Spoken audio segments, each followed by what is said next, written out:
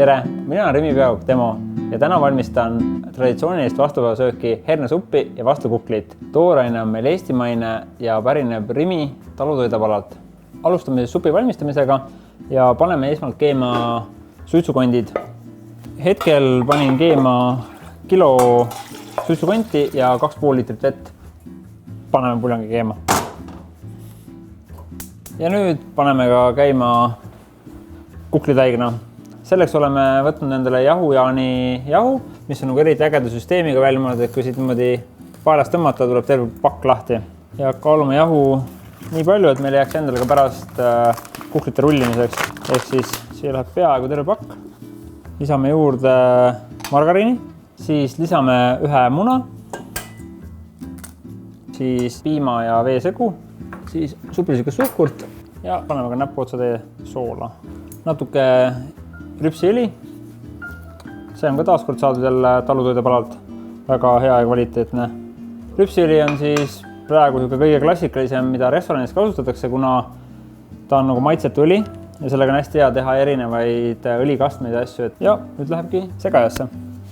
Laseme taignal käia siin aeglasel kiirusel 5-6 minutit ja siis laseme pärast suurema kiirusega läbi 2-3 minutit ka veel juurde.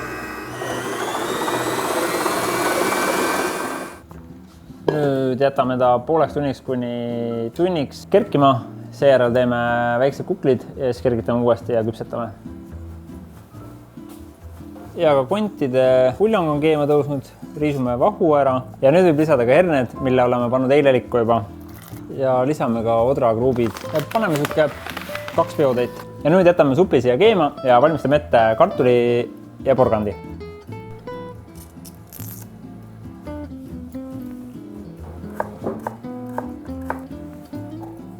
Ja vaatame korra nüüd oma herneste gruupi, mis on siin mõndaga keenud, et hernes on porjalt pool pehme, lisame siis porgandi ja sibula ja ka kartuli. Ja meie kuklitainas on ka nüüd esimese korra ära kerkinud, et teeme need väiksed kuklikesed valmis. Ja võtame siis kahes osas taigna välja, sõtkume korra jahuga üle, et tuleks käte küljest lahti.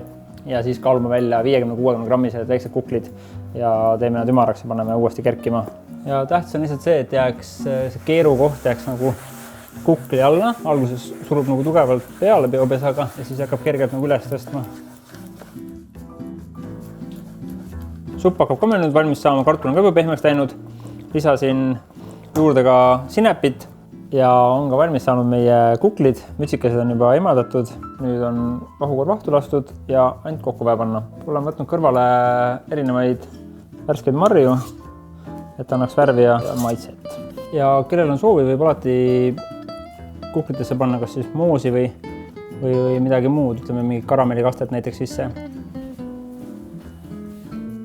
Ja ka meie fantastiline hernesupp on valmis saanud, mis siis muud kui serveerida. Ja peale sobib siis suurepäraselt natuke ürti. Ja on valmis saanud ka meie vastupäevapiduraad hernesupp ja vastukukkel, mille me tegime otsast lõpuni ise. Ja tee ka sinagi oma pidupäevaroad eestimaisest toorainest, mille sa leiad Rimi talutoidaplettidelt. Ja mis muud kui pikka liugu ja head vastlapäeva!